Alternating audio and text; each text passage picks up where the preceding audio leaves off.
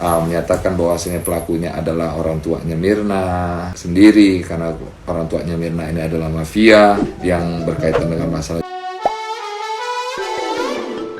Hola netizen yang tercinta, nama pendeta Wayan Mirna Salihin, Herman Sugeng, mendadak jadi sorotan publik. Pasalnya, dia mengulas sisi lain dari keluarga korban kasus kopi sianida yang terjadi pada 6 Januari 2016 lalu. Herman Sugeng mengungkap dugaan keganjilan hubungan antara Wayan Mirna Salihin dengan orang-orang terdekatnya. Keterangan itu dia sampaikan dalam podcast Daniel Mananta. Di awal podcast, Herman Sugeng menjelaskan dirinya mengaku kenal dekat dengan mendiang Wayan Mirna Salihin, baik tentang hubungannya dengan pasangan hidup maupun dengan keluarga dan orang-orang di sekitar lingkungannya. Bahkan kedekatan Herman Sugeng dengan mendiang Wayan Mirna Salihin terjalin sejak 14 tahun lalu sebelum peristiwa maut menimpa sahabatnya itu. Meski demikian, sang pendeta mengaku bahwa sebelum menerima tawaran dan tampil di podcast milik Daniel Mananta, dirinya sempat meminta izin ke sejumlah pihak terlebih dahulu agar langkah dia memberikan keterangan tidak menimbulkan masalah baru. Selain istri, Herman Sugeng pun meminta izin ke pihak keluarga mendiang Wayan Mirna Salihin, mulai dari ayah kandung, kembaran Mirna, hingga suaminya Arif Sumarko. Pendeta itu juga sempat mengungkap tentang kondisi Arif Sumarko terbaru. Dijelaskannya bahwa saat ini Arif sendiri sudah move on dan telah memiliki keluarga baru. Disebut-sebut pasca meninggalnya Wayan Mirna Salihin, Arif Sumarko telah menetap di Melbourne, Australia. Arif juga hanya sesekali pulang ke Indonesia untuk mengunjungi keluarganya. Selain Arif Sumarko, sang pendeta pun menceritakan soal kondisi Wayan Mirna Salihin. Menurut pendeta, Mirna sudah tenang di surga. Mendengar keterangan pendeta, Daniel Mananta mengaku sempat dibayang-bayangi keganjilan lain dari hebohnya perkara Jessica belakangan ini. Daniel Mananta pada awalnya malah merasa bahwa spirit dan jiwa Mirna Salihin saat ini sedang berada di dunia untuk melakukan balas dendam. Tapi Daniel merasa tanggapannya soal Mirna Salihin balas dendam seiring tayangnya film dokumenter Ice Cold Murder Coffin Jessica Wongso adalah tidak benar. Nah, gimana nih menurut netizen yang maha benar? Silahkan berkomentar ya. Wow, dasar ya. Lucu rasanya kalau melihat perilaku penuntut umum bersikap demikian.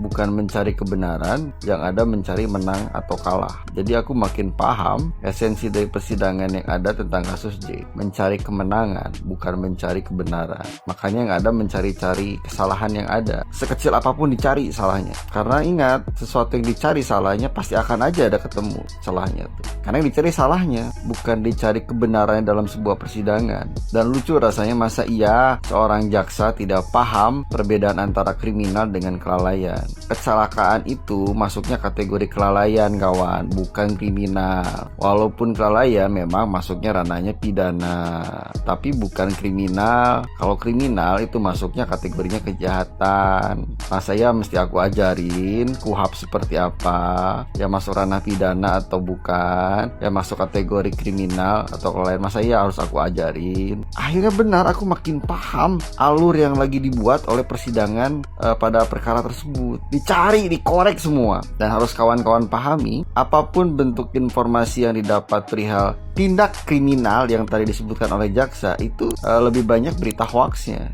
bukan sesuatu yang faktual. Yang ada hanya kecelakaan kendaraan yang menabrak, kalau aku nggak salah tempat panti jompo atau apa, kalau aku tidak salah ya informasinya. Dan itu masuknya kategori kelalaian. Kalau kriminal sudah dideportasi dong itu J, sedangkan dia bisa pulang dengan baik ke Indonesia untuk berlibur. Kalau dia punya catatan kriminal udah pasti dideportasi kawan. Ini kebohongan untuk kesekian kalinya sebenarnya. Sebelumnya dia katakan dia bekerja di farmasi, bagian obat-obatan kalau tidak salah. Padahal kenyataannya dia bagian desain jauh banget gitu kan dari ranah yang mereka sebutkan. Lucu aja. Kalau nggak salah rompi anti pelurunya kepolisian Aussie itu yang buat ya dari desainnya J kalau aku tidak salah. Makanya lucu, dicari-cari semua kesalahannya tuh. Sudah dari perilaku dicari kesan buruknya gitu ya, raut muka dicari kesan buruknya, sikap dicari kesan buruknya. Sekarang hal apa lagi yang mau dicari? Jadi kita butuh mengawal kasus ini. Kalau dibuka kembali di PK atas PK harus dikawal sebaik mungkin, karena dibutuhkan sekali kekuatan fokus dari para netizen agar kejadian ini tidak berulang di kemudian hari, termasuk di PK kedua, PK atas PK kawan ya. Jadi tolong bedakan antara kriminal dan kelalaian. Oke, kecelakaan itu bukan kriminal tapi kelalaian, meskipun kelalaian memang masuk ranah pidana tapi bukan kriminal kawan. Oke kawan, terima kasih. apa yang dikatakan oleh Bapak Reza Indragiri ini benar. Ini sangat mewakili hati kami. Saya adalah orang yang sangat bangga dengan Bapak Mahfud MD. Karena Bapak satu daerah dengan kami. Bapak adalah kebanggaan kami, Pak. Tapi manakala Wamenkumham selalu disebut dan melakukan banyak hal yang di luar nalar, dan semua orang mengecam, mencemooh, pernyataan-pernyataannya selalu kontroversi tentang kasus Jessica ini dan tebar fitnah di mana-mana. Bapak kok diem aja sih? Bapak sekarang cawapres loh. Bapak terpilih mendampingi Bapak Ganjar. Jangan karena Bapak diem saja, karena Bapak tidak komentar, karena Bapak menganggap semuanya baik-baik saja, di mana masyarakat sudah mulai goncang perasaannya, sudah mulai mempertajamkan dan mempertanyakan peradilan di Indonesia. Bapak diam 1000 bahasa. Pak, berikan pernyataan supaya kami tenang. Anak buah Bapak, wakil Bapak sudah mencoreng institusi besar Bapak. Harusnya Bapak komen dong. Kalau Bapak tetap diam dan seolah-olah Bapak tebang pilih dengan kasus-kasus besar di Indonesia, nanti akan mengurangi elektabilitas Bapak sebagai cawapres. Nanti akan mengurangi perolehan nilai dari Bapak Ganjar. Bapak, ini bahaya kalau Bapak biarkan loh. Kalau semisal masyarakat tidak lagi percaya dengan Bapak, otomatis karena Bapak satu paket dengan Pak Ganjar, mereka pun tidak akan percaya dengan Pak Ganjar. Tentunya ini sangat merugikan partai besar, partai banteng. Monggo Bapak, silakan komen barang 1-2 patah kata untuk menenangkan masyarakat Indonesia. Masyarakat Indonesia tenang, Anda juga bisa melenggang dengan tenang, dan saya yakin saat Anda dengan bijak menyingkapi masalah ini, Pak, banyak orang respect dengan Bapak dan nama besar Bapak akan semakin bersinar. Bapak adalah kebanggaan kami. Silakan sampaikan, Pak. Sampaikan untuk Jessica. Buka PK kembali atau bebaskan ia. Sudah 7 tahun, Pak. Dan kami masyarakat menilai bukan Jessica pelakunya. Kalau Bapak bisa membuat kasus Sambo ini menjadi kasus yang luar biasa dan banyak orang yang terkena dampaknya, maka Bapak pun bisa membuat kondisi yang sama untuk kasus Jessica. Mari Bapak, mari kita sama-sama ingin dengar pernyataan Bapak tentang kasus ini, terkhusus dengan wamen Bapak, Bapak Profesor yang itu, Pak, yang masih muda, yang selalu kontroversi dan bersaksi tapi tidak mau disumpah. Silakan Bapak, kita dengar pernyataan Bapak. Salam santun.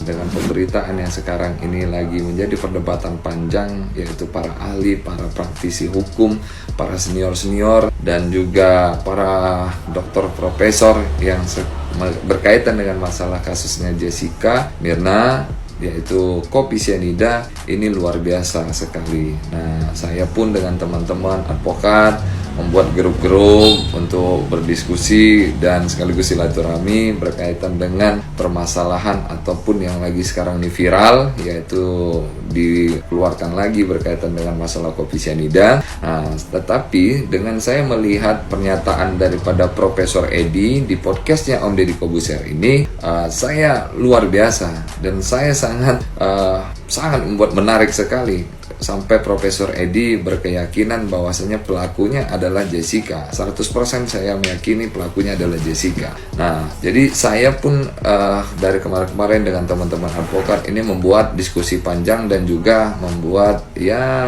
pembahasan-pembahasan juga berkaitan dengan masalah kasus Jessica dan Mirna ini. Tetapi saya punya berpandangan ataupun punya pandangan hukum, waktu pas saat kejadian itu boleh sama-sama kita cross check di CCTV. Apabila ada yang pegang CCTV, bahwasanya cek di kukunya Mirna atau di kukunya Jessica itu apakah kukunya panjang. Nah, kalau memang kukunya panjang, ada indikasi bahwasanya si sianida itu bisa dimasukkan melalui kuku dia, di sedotan dimasukkan seperti ini ya, saudara-saudaraku. Makanya saya sampaikan ini untuk jadi bahan diskusi kita semua bersama. Walaupun tertutup waktu pas saat Jessica memasukkan begini, tetapi kalau memang kukunya agak panjang, kemungkinan dia menyelipkan untuk sianida itu di kuku dia. Ya, walaupun pemikiran saya ini ya agak sedikit berbeda dengan yang lainnya, kan tetapi ini pandangan hukum saya pribadi. Dicek kukunya, bisa jadi ini dimasukkan seperti ini, karena hitungan detik pun juga itu si Mirna meminum, jadi langsung geletak. Nah, karena kalau memang ditaruh di air dia, itu kemungkinan kecil. Yang namanya sudah diatur sedemikian rupa dan sudah diatur strategi dan taktik untuk yang namanya pembunuh berdarah dingin ini kan berbeda juga. Nah, termasuk si Jessica itu sampai lolos juga di layar detektor kebohongan. Tetapi hebat juga feeling dan keyakinan daripada Profesor Edi ini menyatakan, saya yakin Jessica adalah pelakunya. Berarti kan ada dasar kausalitas, yaitu sebab dan akibat, yang dimana tidak mungkin semenang-menang ataupun semerta-merta, tidak mengutamakan azas kehati-hatian, Profesor Edi bisa mengungkapkan kebenaran ataupun pernyataan dia si pelakunya adalah Jessica. Nah, adapun senior-senior lain ini berpendapat lain dan juga mengajak diskusi panjang, membela Jessica dan segala macamnya, itu sah-sah saja.